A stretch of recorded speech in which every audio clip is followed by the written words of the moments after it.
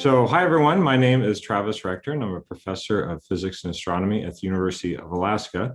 And I'm also one of the organizers of a group called Astronomers for Planet Earth, which is an informal organization of astronomers and astronomy educators who are working to help people understand the causes of climate change, the consequences, and also what are the solutions. And our guest today is Dr. Sarah Bridle, who is a professor at the University of Manchester, who works in the unique combination of cosmology and food science. And I think, Sarah, you're probably the only person on Earth who can say that. So that's a very distinct, specialization that you've carved out for yourself. Since this is being recorded, I'll mention that if you're watching this recording and you haven't seen Dr. Bridle's initial talk, there is a link for that down in the description.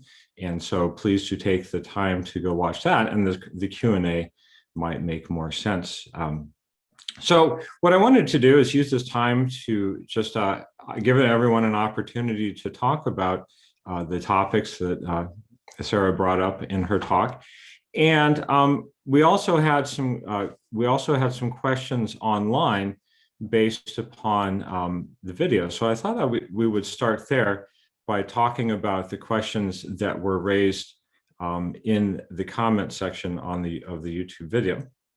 And so one of the things that you talked about, Sarah, in your talk is, the idea of, it seems like there's a balance here, between personal choice and also institutional change. And so one of the I think this is the $1 million question for everything that we do when it comes to addressing climate change. But that is, the question is basically, how much of this do you think is a personal choice issue as far as what food we decide to consume, what we buy at the grocery store, et cetera? And how much of this is really, systemic change? What kinds of institutional changes should we be making? So we'll start the conversation there. Brilliant. Well, it's a really great question. And certainly, the sort of discussing individual food items, people are often interested in it from an individual choice point of view, but the research on obesity, there's a lot of research on obesity and changing food choices, and what that shows is that providing information is generally not sufficient to change what people eat. And in general, that's a sort of more general finding as well, that providing information doesn't change behaviour, but on the other hand, it does change receptiveness to policy, for example, changes. So, for example, in the UK, people might not necessarily be changing what they're eating by hearing about obesity issues, but they might be more receptive to a sugar tax, which would then be a sort of a more systemic change. So definitely, the motivation has to be about systemic change. The drive has to be a systemic one. We can't expect to reach all individuals with this kind of information, I think. But on the other hand, by reaching individuals, we do increase the receptiveness to those changes actually happening, and the sort of political willingness to make those kind of changes. So here in the United States, and I'm sure this is true in other countries as well, just labeling of food is a contentious issue. It's been an uphill battle, to put it mildly, to get companies to agree to even just identifying what's in their food, and what are the nutritional impacts of it. And so as a result, the labeling in the United States can be best described as obfuscated. And I think it's still very hard for conscientious individuals to use that labeling to identify what would make for a good nutritional meal. Is the situation better in the UK, or do you have a sense for that? Yeah, I mean, certainly in terms of nutrition, then there's a number of things that have to be on the packets. So the packets have to have the salt, sugar, fat, calories, protein, on all the packets, and the ingredients need to be on there, although sometimes you can see like natural flavorings or just flavorings, and it doesn't actually say what's in that. So there's certain rules about, you can have a very, very small amount of things which are not named, but generally there's ingredients. I don't know how much better. I mean, I've definitely seen all those things on packets in the US, so I don't know how that compares. Yeah, I mean, it seems like that they'll just use words like natural flavorings, and you're just kind of left to wonder what that means, you know. But I think what is clear is that our labeling still has a long ways to go as far as being useful for making nutritional decisions. And so I would imagine, if you had a similar labeling system for the carbon footprint, it would be the same. I have to admit, I laughed out loud during your talk about the part about the dimensionless units for carbon emissions. Thought And that would appeal to the I thought that was astronomers. brilliant. Yeah. If we could just, from a cosmological standpoint, if we can make everything dimensionless, then it'll be a lot easier to solve. So, I mean, that seems like the first step is we need to have a standardized unit, and then that can give people a sense of what they need to do. But that too seems like challenging because, of course, how you get your energy to do processing or cooking or all these other things will impact that number as well. What is your sense as far as the best way forward with that? Well, certainly the labeling seems like a sort of necessary precursor to lots of things, but in itself won't necessarily achieve very much.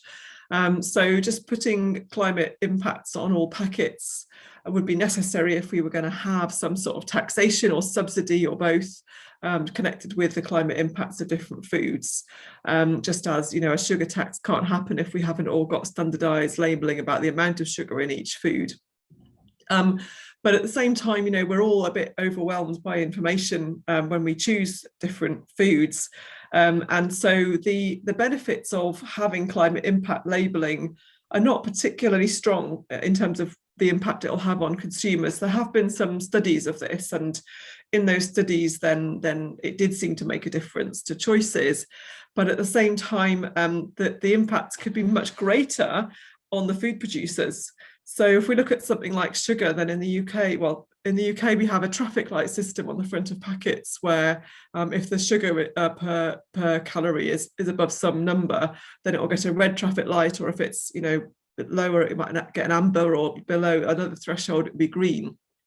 And actually, there's a study in Canada where they looked at, the government said they were going to change, well, the government did announce was going to change the threshold between red and amber, but they gave, I think it was a 6-month warning to industry.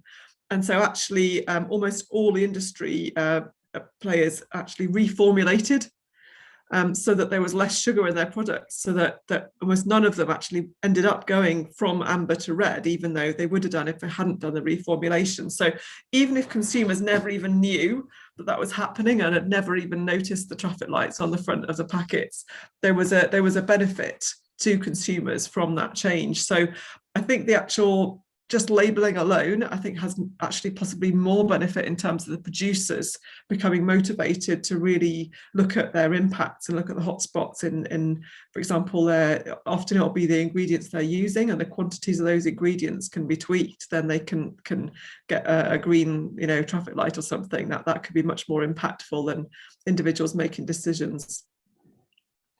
Interesting. Well, just for everyone who's here, if there's anyone who has a question that you'd like to ask, feel free to raise your hand, or actually, since there's just the 6 of us, you can just go ahead and turn on your mic if you'd like. I have lots of questions, so I'm not shy about continuing to talk, but I want to make sure everyone has a chance to do so. Okay, well, I'll tell you about, you may know about this already, but this is a very timely session to have right now, because just in the last 2 days, in the United States, the topic of food and climate change has actually risen to the forefront. And it's been interesting to watch because, normally here it seems like the discussion revolves around windmills and solar panels and that. But a coordinated campaign has begun by climate skeptics and deniers to attack the consumption of beef.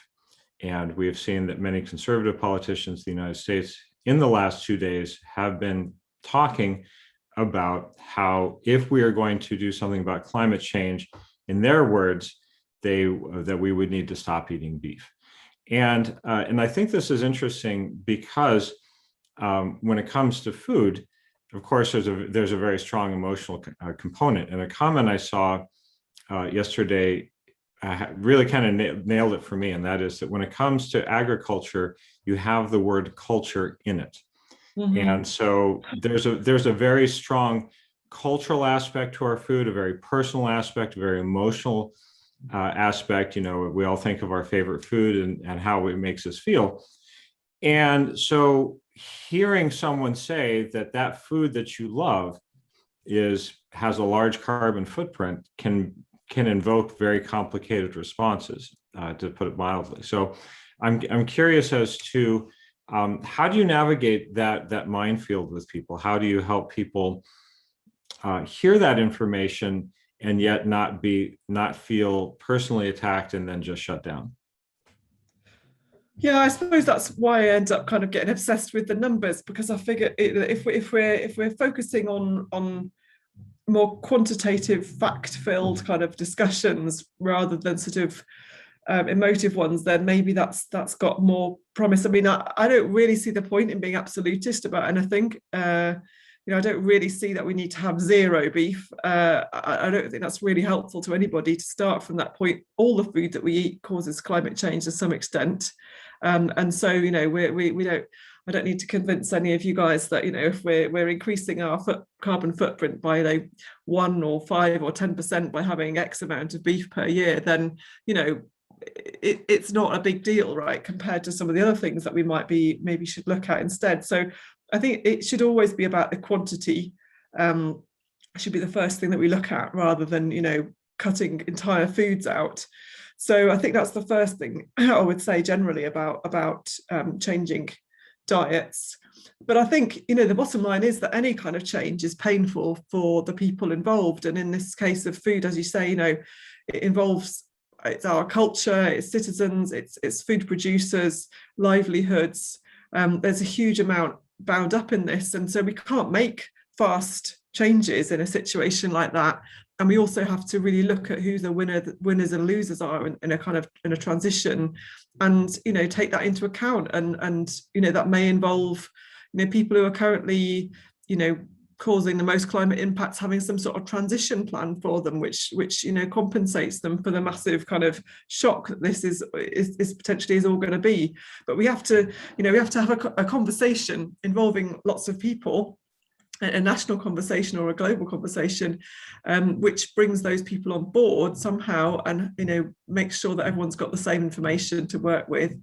And then we've got to have a process for coming up with a decision which everyone's on board with, or at least a process everyone's on board with. And one of the things we're doing a lot in the UK these days is citizens' assemblies. There's a lot of people talking about them anyway. This idea that you would bring together, say, 100 people who are representative of the population, and spend, you know, several sessions with experts presenting information, and then there's discussion, and then they come up with a list of recommendations from that, which is a bit like a jury, or it's like a jury, basically, a jury process. So you're sort of saying, well, you know, we've taken representative people who have got, you know, hopefully representing different cultures which are present in the country, and also different livelihoods. And then, you know, that can be part of the process. As long as the process is accepted, then I'm you know, I don't really mind what the process is, but that's an example of a process which is popular at the moment in the UK, and seems to be accepted by some people.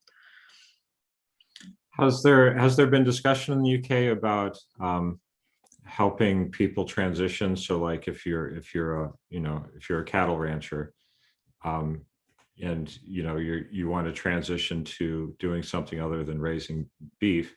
Has there been discussion about economic incentives or ways to help with that transition? I don't think we're quite at that stage yet in the UK. At least I'm not. I mean, there's two things might be of relevance to that. So one is that we have in the UK, we have a National Farmers Union, which represents farmers. It's a membership organisation, and I think it's really good that they're, you know, very often in the, you know, usually in the room for these kind of conversations, and have got a lot to say. They have a plan for getting to net zero. Their plan doesn't involve significantly changing the portfolio of what's produced in the UK, but it recommends lots of other things about efficiency and other things that could change, which would get us there. So I feel that discussion about changing the portfolio is not what their members probably want to hear. So I can see where that's coming from. But there's another point I was going to make. Yes, but there is another, so with Brexit, then there has been, a lot of looking at what different policies we could have. So inside Europe, then there's a very significant common agricultural policy, which involves a lot of subsidy to especially livestock production. And so looking, that's going to change in some way. So, looking at reducing subsidies for the most climate impactful food production is one of the things that could happen. Another thing which is being talked about is public money for public goods. So the idea that you would get a subsidy for doing things that would be good for the climate. So that could include planting trees. So if you've got a farm which is very productive, and then the best thing for the climate is actually to cover it with some sort of vegetation. It might not be trees, might not be the optimal thing because they take a long time to grow actually, but some sort of vegetation which is going to pull carbon dioxide out of the atmosphere, then you should also get paid for that. Rather than just being expected to do it for the good of everyone else with no money. So I think those two things are relevant to that conversation, but I don't think we're quite there with a sort of specific plan and package for livestock farmers. Okay. Switching gears a little bit, we are astronomers for planet Earth, and for a lot of issues related to climate change, there's a natural segue to that of astronomy. I mean, obviously, when it comes to carbon emissions, we can talk about Venus and Mars. How is it, if I'm teaching an introductory astronomy class, how can I bring the topic of food into that class? What is the connection? How do you do it? Yeah, I'm not sure I have lots of legitimate ways of doing it, but there are lots of not legitimate ways of doing it. Definitely really great point about the planetary atmospheres. And I think that's really interesting to people who are not astronomers as well, to know that Venus, for example, has got the majority of its atmosphere as carbon dioxide, and it's hotter than a pizza oven as a result is quite sobering information to be aware of. And I guess we also are very conscious about absorption in the atmosphere because we have to look through it. And so showing the atmospheric absorption curves and looking at the water vapor and carbon dioxide dips in that, and seeing, you can also point out nitrous oxide on there, as that's also produced by fertilizers on fields, and methane on there as well, which is the main one from livestock. So there's a couple of things there. How to bring in food. Yeah, it's pretty tricky. So I'm lucky that I'm teaching physics of energy sources. So I'm talking a lot about renewables and just done geothermal. So that's vaguely connected with astrophysics because get 10 milliwatts per square meter from the center of the Earth is produced by the heat left over from the formation of the Earth, plus the tidal effects of the Earth-Moon system. So that's interesting because that if we could in principle mine that geothermal energy and use it, but actually the amount of energy it produces, even if we could mine it, the entire planet's worth of geothermal energy would only be, I think it's about a quarter of the average daily energy use of an average European. So it's not really enough. Other connections between climate change and astrophysics are, of course, the temperature of the Earth varies through the ages due to the Milankovitch cycles. So the Earth orbit in the solar system, the distance from the sun, the ellipticity of that orbit, and a few other factors to do with wobbling and things which I don't fully understand. So we see these cycles on a periodicity of about 400,000 to 400,000 years. So there's several cycles there, but that's not really enough to explain this current increase in temperature which has happened over the last 10,000 years of stability, and then now we've got this sudden increase right now. And there was another connection I thought of then as well. see if I can remember it. Oh yeah, of course, the sunspots. People often ask about sunspots. I often get, oh, it's all sunspots and the solar activity. So there's a few nice slides that you can show on that, showing that it's not a significant contribution. Those are all the connections I can think of off the top of my head. Well, that's plenty. So I mean, so far we've been talking about the impacts of food on climate change, but what about the other way around, the impacts of climate change on food? Do you talk much with people or do any work on helping them understand, hey, the foods you like, if we don't do something about climate change, that will cause them to go away potentially as well. So is that an area you work in or talk with people about? Yeah, I mean, certainly, I mean, there's just much less information out there. I mean, there are research papers looking at, for example, the yields of crops and how that depends on the temperature. So, for example, looking at soy cropping and how that's depended on the temperature of different days in that particular year. Of course, there's lots of confounding variables there to do with like rainfall, for example. But generally speaking, that we can see that we expect yields to go down on average due to the increase in temperature. But there are some places in the world where, of course, we'll probably have higher crop yields. For example, Siberia, might be a good, northern China. There's lots of studies in China about redistributing where they're going to grow different crops according to the climate. On average, doesn't actually increase or decrease actually in terms of in China. It's the latest study I saw there, but they do have to change what they're growing where, and that's already happening, of course. So yeah, I definitely will say to people, when I give a talk, I say, well, in the next 10 years, then food is going to change. Either, food is the biggest issue when it comes to climate change because we've stopped burning fossil fuels and food is the main contributor to climate change after burning fossil fuels, or because we haven't stopped burning fossil fuels and we're having to change what we eat. And the main issue, I think, with the impact of climate change on food, the main issue is probably going to be extreme weather events. So, if you go back to, ancient texts, maybe biblical texts, you can see that they're saving grain from one year to the next because they know that, you might get a drought. And that's, a big part of the world that they lived in then. Well, now we don't do so much of that because we have international trade. So when one place has a bad weather, a bad year for cropping, then another place might have a good year for crops. And so we kind of, we can spread out that risk across the world due to the large amount of global trade. Well, many issues there. I mean, we know that political instability could affect global trade.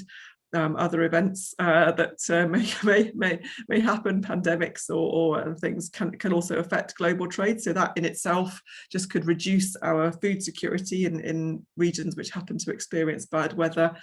But the other thing to do with climate change is that not only are there more extreme weather events, but also they're more correlated. So one of the things that can happen, and we saw actually, I think it's 3 years ago, there was quite extreme droughts across most of the Northern Hemisphere. And there's some sort of interesting waveguide situation to do with the heating at the North Pole, which causes extreme weather to circulate in patterns that go much more around the whole of a hemisphere than they were before. So actually more likely to have extreme weather that cuts out several bread baskets in the Northern Hemisphere than we were before, which seems to be quite worrying. So yeah, I mean, in principle, those things could be mitigated if we had a huge amount of food storage, but they are going to be bigger issues, and if we're not prepared for them, then we could have serious implications in a small number of very painful years. So yesterday I saw an article about how French vineyards are being wiped out this season because it was unusually warm and now is unusually cold. Now, obviously, for any particular weather event, we don't want to say, yes, this was climate change. But do you think, I mean, there seems like there's an opportunity for a messaging there to help people see, we all love French wine. Here's an example of something that, I think for a lot of people is going to resonate with them as far as why we should care. What are your thoughts on that as far as like discussing particular extreme weather events? Yeah, I don't know. I don't know what's best in order to get, people to care. I mean, I suppose it's a big social science sort of psychology question, isn't it? Because I think well, just anecdotally, I suppose we can all imagine that if we freak people out, if we worry people, then they tend to put their head in the sand. So I don't know how to really navigate that. I think probably in general, change is often best done by focusing on the people who are interested in changing and building that momentum, rather than necessarily trying to change the minds of people who are not interested. So where I see the momentum at the moment, as I'm sure you're all aware, is with the youth climate movement. So there's a lot of demand for information and a lot of interest there. And so I would say sort of go to the places in general, as I guess it's also true in astrophysics and astronomy projects that anyway, long story there, but change is maybe easiest to just go where it's happening and go with where the momentum is, and not necessarily spend a huge amount of time trying to convince people who are not already on board. I honestly don't know what's best, but that's just my gut feeling.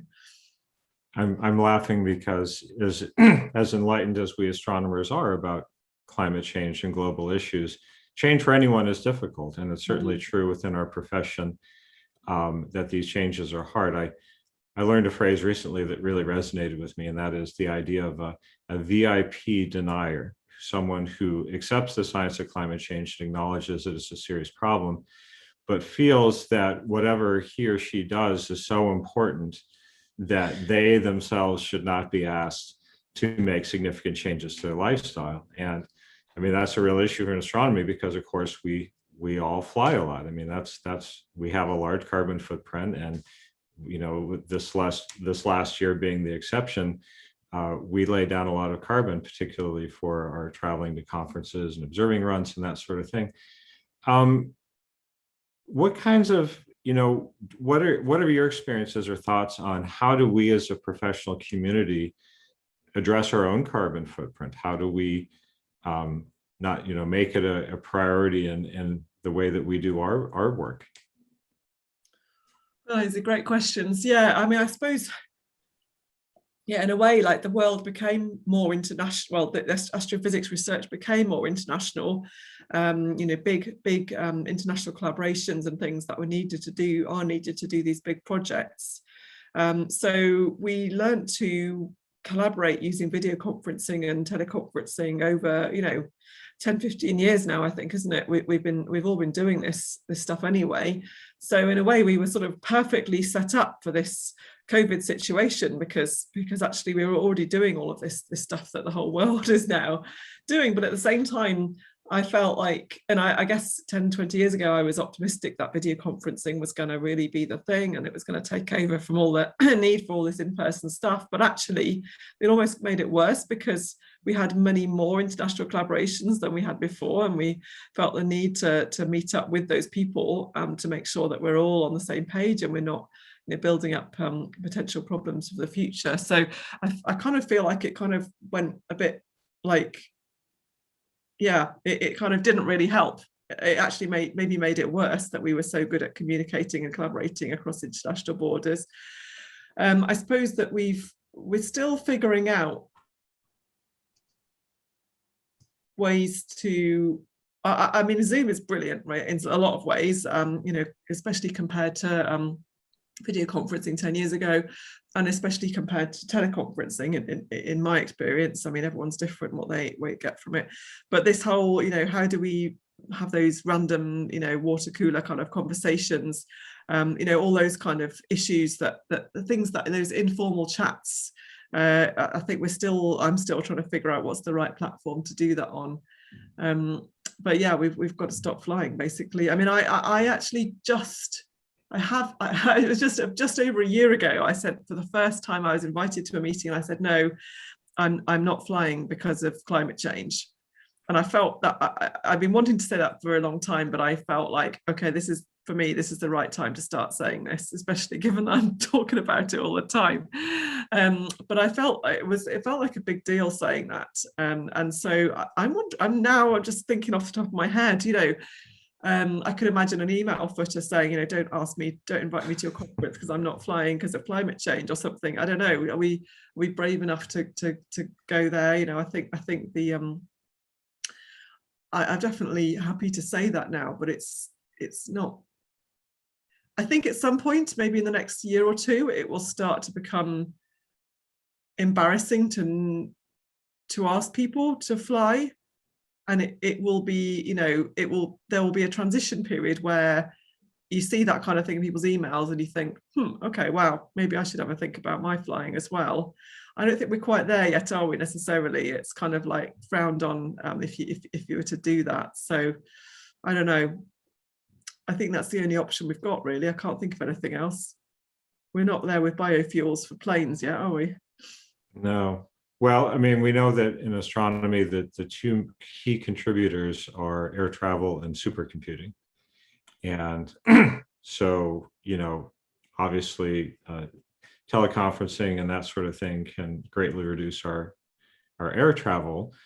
We still need to figure out the supercomputing side of it.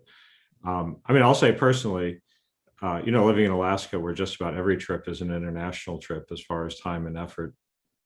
I really have enjoyed enjoy is not the word for it, but I'll say I've been a lot more productive this year because I've been able to participate in a lot more things.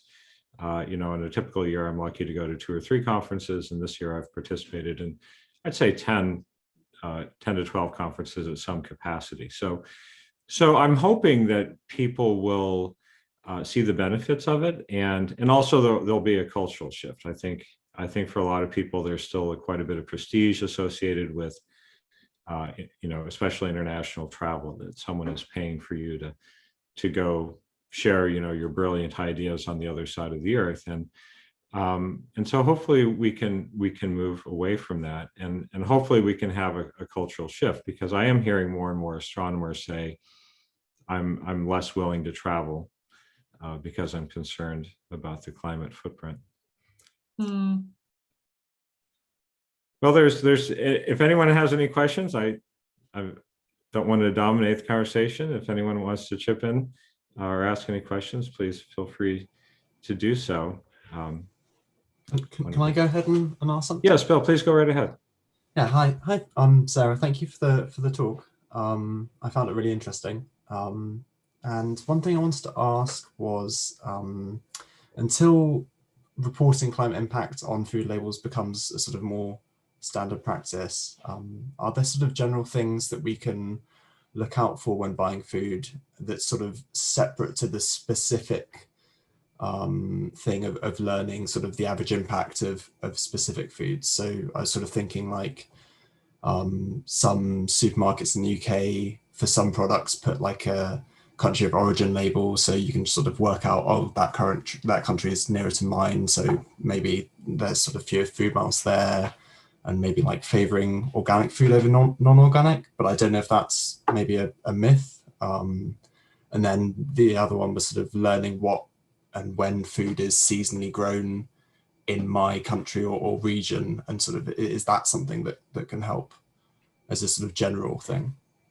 Yeah, great questions. So in terms of transportation of food, the term food miles was actually coined by Tim Lang, who's a professor of food policy at in London, and he actually coined the term to make the point that it's not an issue, but it became the term which everyone talks about, a bit like Fred Hoyle and the Big Bang, I guess, for astronomers. You know, so food miles, actually, if the things come by boat, then they cause about 100 times less climate impact than the same type of food brought by plane. And generally speaking, the things that come by boat, the climate impacts of those things are comparable to the climate impact of producing that thing in the first place. So in general, you know, food miles and are generally quite a small fraction of our daily footprint. So basically focus on the air freighting. Unfortunately, we don't know when we look at a packet what things have been air freighted or not. However, if something can come by boat, it generally does come by boat. So if you think about whether something would keep in your fridge for a few weeks, basically things that come by boat from the other side of the world maybe might take a few weeks, like 6 weeks to get here. So if it's going to be in the hold of a boat for 6 weeks, would it be okay? So apples, bananas, oranges are all fine, for example, but things like strawberries, blueberries, raspberries, asparagus, green beans, those tend to come by air, cut flowers as well. So things that, so if you can figure out which things are the perishable items, something that's not clear, so something like mango would come by boat if it was a whole mango, but if it's been sliced up, then it might have come by air because the labour costs might be lower in the country of origin. So without a label, with an aeroplane or no aeroplane sticker on all the fruit and veg, then we can't really be sure. But that's a general guideline. For organic, it depends a little bit on the type of food. Actually for meat and dairy, then and eggs, it tends to be actually slightly worse for climate change if it's organic, because the animals tend to live longer, and the longer they live, then the more emissions there tends to be. Also, sometimes in order to produce, like to provide organic grain for a chicken, for example, it might have had to travel further because there's less organic grain being produced. So that's just specific maybe to the current food system, but that's that's a general, on average, that's the kind of thing that can happen, but it's not a really big difference. So yeah, so on average, it's not a huge difference if it's organic or not organic. Sorry, you had a last comment, which I can't remember what it was now. I think it was about the sort of seasonal nature of growing. Yeah, so I mean, well, we talked about, I mean, so yeah. Yes, it's pretty hard to know what's seasonal, isn't it, these days? Because you go into the supermarket and it's all looking lovely, and you don't know if it was produced in the UK in a heated greenhouse or whether it was produced outdoors in the UK.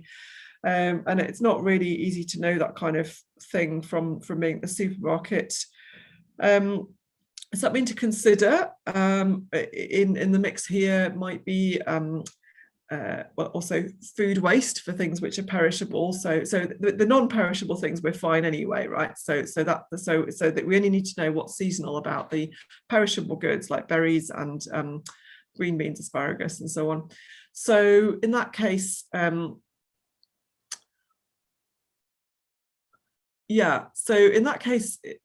perishable goods, there tends to be an overhead there in terms of food waste.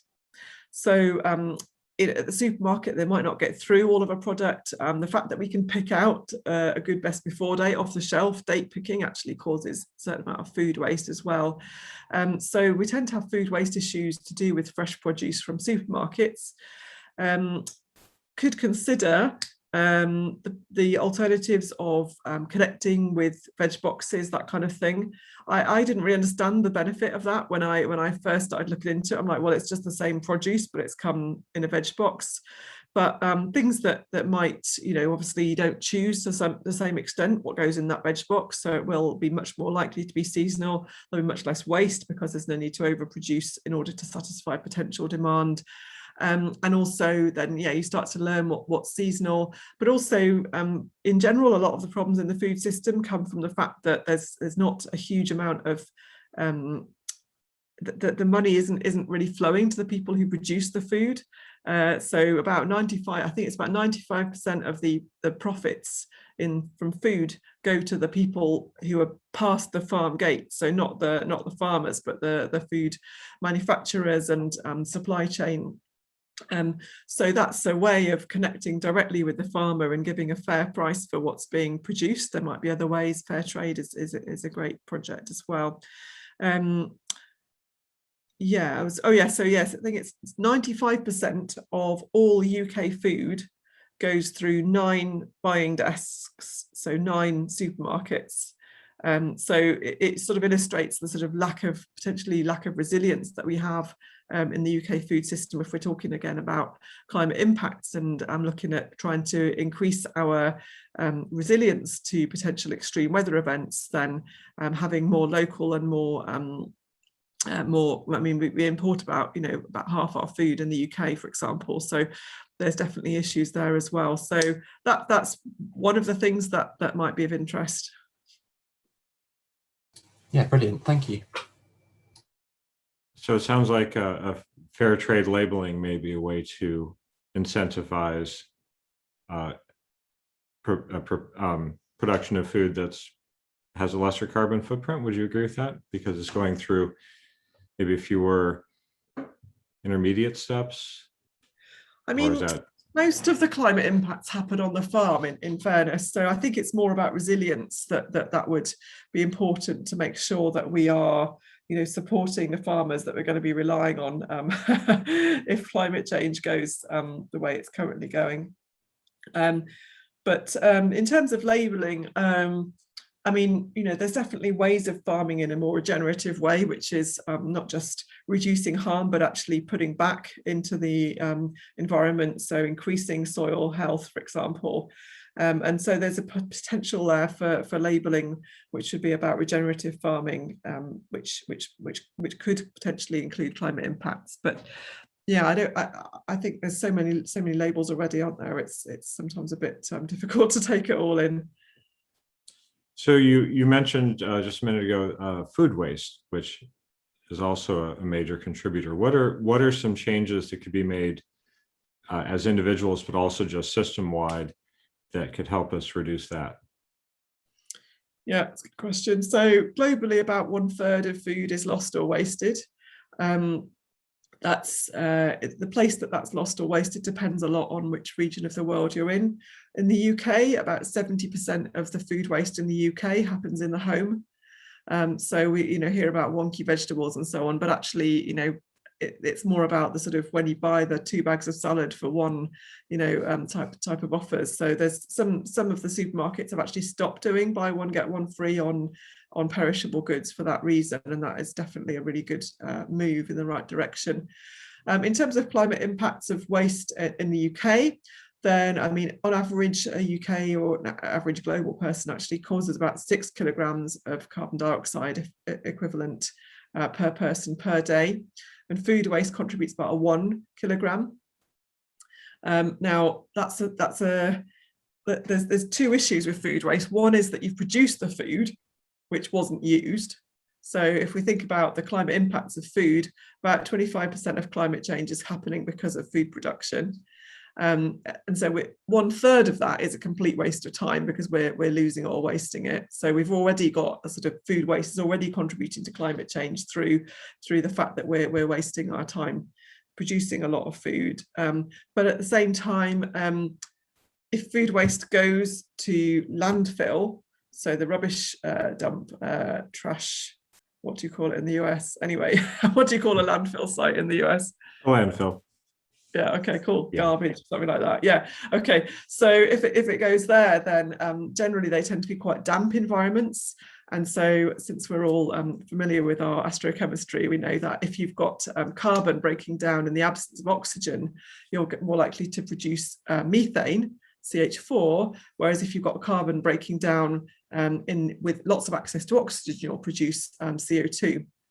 And the climate impacts of methane are about 10 times greater than those of CO2 per carbon atom.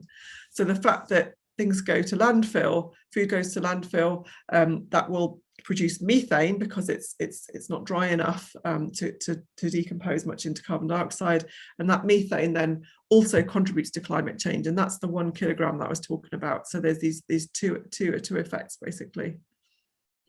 I think your question was what can we do about it? Okay, so So yeah, I mean, the trouble is that most people don't, you know, think, oh, what food am I going to waste today? It sort of happens, you know, while we're doing something else, right? So I'm afraid all the boring things that you might guess are the things which are shown to work. So meal planning, making a list before you go to the supermarket, freezing leftovers, or no, sorry, not freezing leftovers, reheating leftovers the next day, but unused bits of a packet, then freezing those things, smaller pack sizes, all these boring things that you could imagine to help reduce food waste in the home.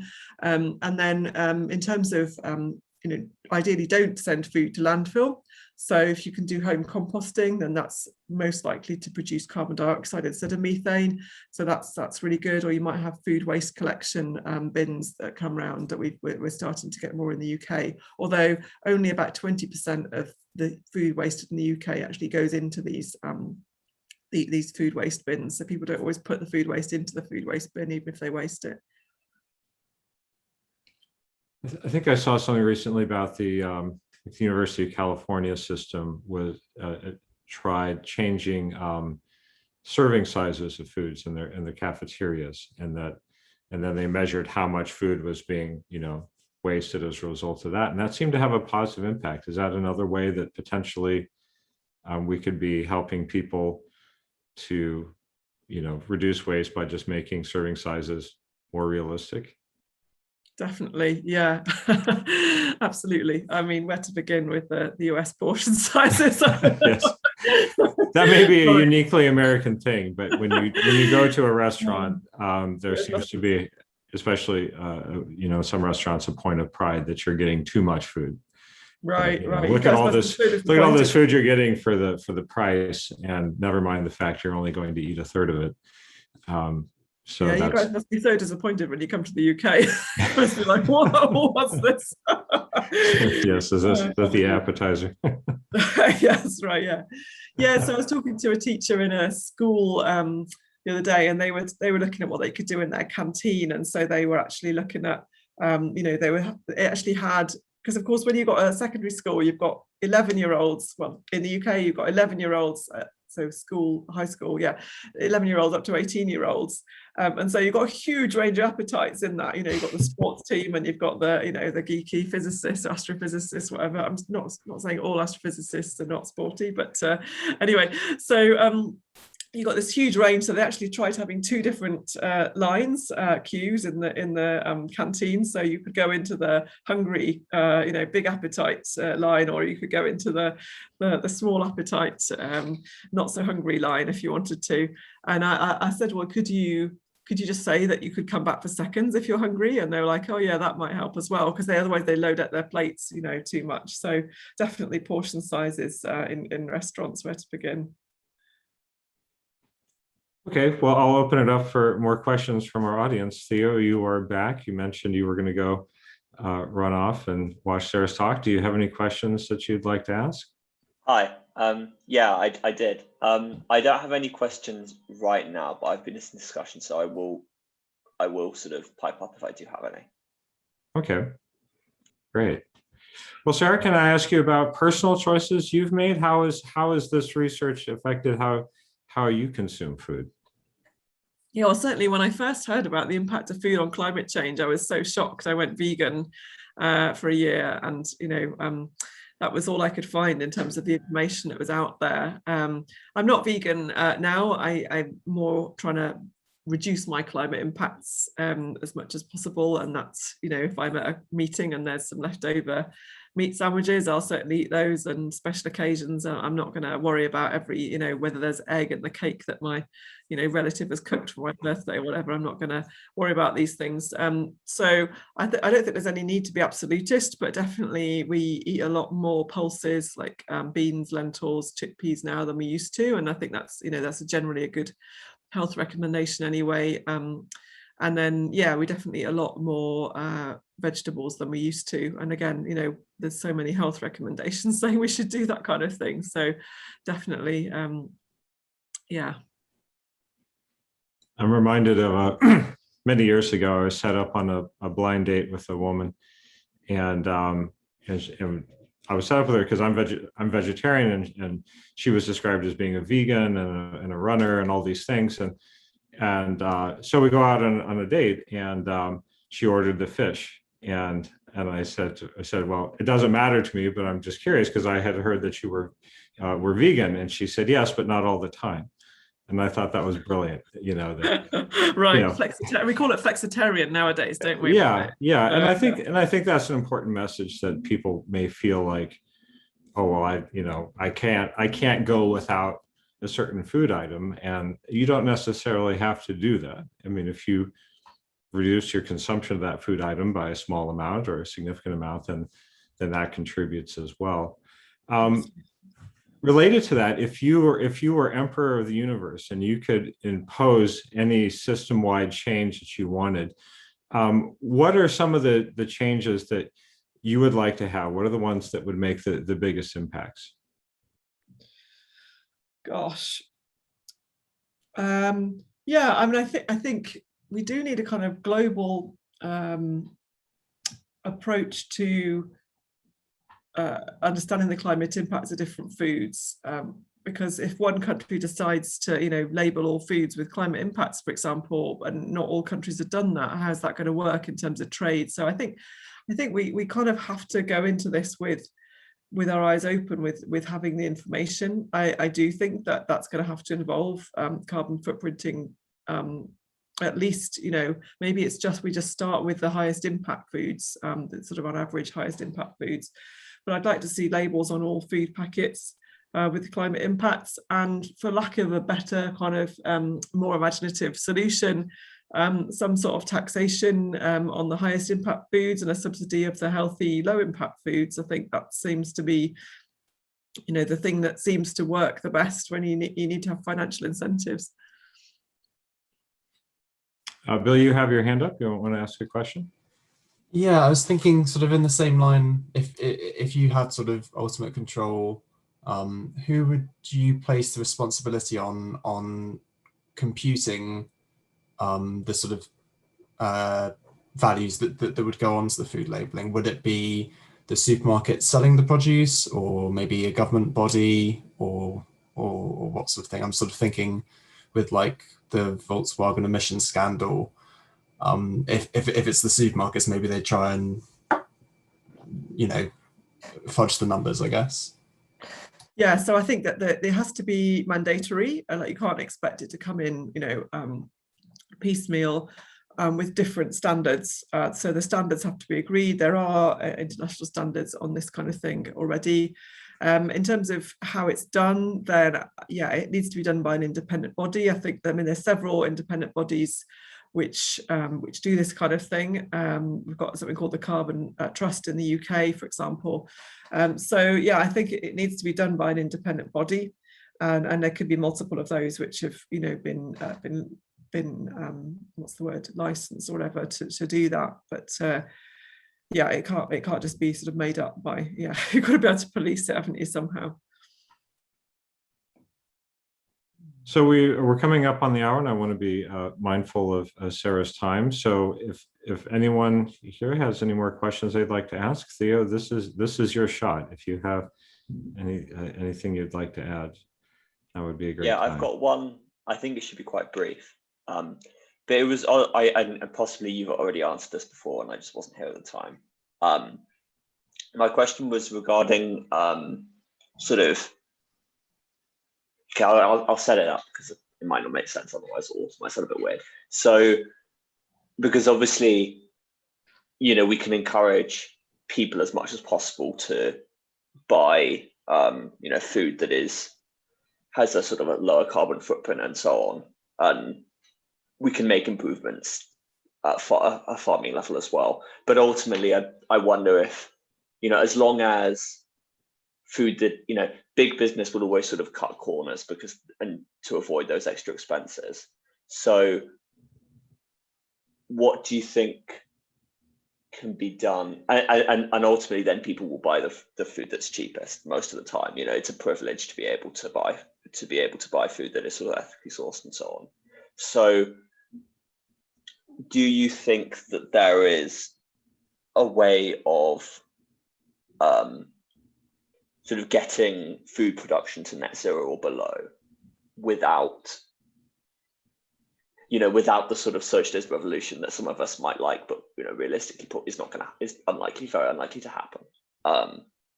What sort of steps do you think can be realistically taken within that environment that we live in, where Tesco or whatever have enormous control of the market or something? Yeah, so we certainly need to. Currently we are, in the UK certainly, and I believe in the US, we are subsidising some, of the more climate intensive foods to be produced. So when we talk about what's cheapest in the supermarket, it might not actually be the cheapest to produce. So that is something that can be addressed in terms of reducing subsidies for the most climate intensive foods, and maybe even having climate taxes and subsidising the healthy low emissions foods. But food taxes are a very, very contentious issue. So how do we actually get to that point? When the sugar tax was brought in, it was very contentious. Boris having COVID and blaming it on obesity actually was quite insignificant contributor to continuing the sugar tax in the UK. And other taxes have actually been cancelled in other countries, which were to do with food, health taxes. A fat tax and a sugar tax were actually cancelled in other countries. So we actually need not just those things to be brought in by politicians, but we need consumers, citizens, to demand those changes. So imagine a world where we've seen what happened with plastic, and I think it's bigger than just the UK, right? That consumers are now demanding less plastic in the packaging, and this is actually driving what food producers are doing, and not always in a particularly logical direction, actually, because some foods are better in plastic. So I think that imagine a world where consumers are demanding, more climate policies in supermarkets and from politicians, and that becomes a vote winner. Then we kind of need it to come from somewhere. And at the moment, if it doesn't come from citizens, I don't see how it's going to happen, because a politician doesn't want to be put out of office for saying they're going to tax beef, for example. That's never going to go well. So somehow we've got to drive a revolution of citizens demanding these things, although maybe that started to get too close to the the extreme thing that you're saying we're not allowed to do, Theo. It would seem at least reducing the the subsidization. That's a big issue in the United States. Like, for example, cattle ranching on federal land done at ridiculously low rates. So the federal government is essentially subsidizing that industry. But yeah, certainly seems like there are ways to make market-driven changes if the pricing reflects the actual cost of the product. Well, it is 8 o'clock, and I want to be mindful of everyone's time. Thank you so much, Sarah. This has really been fantastic. I've really enjoyed this conversation. And thank you to everyone who's taken the time to come today. And thank you to those of you who are watching this on YouTube. I know that for many people, because we are an international organization, the time isn't always convenient for everyone to come. So this has been wonderful. And I want to thank you again, Sarah, for taking the time, not only for your original talk, but for meeting with us today. Thank you. Brilliant questions, everybody. Thank you so much. If you're interested in Astronomers for Planet Earth, you can learn more at our website, astronomersforplanet.earth, and on social media as well. If you would like to be notified about future talks and events, please follow and join us.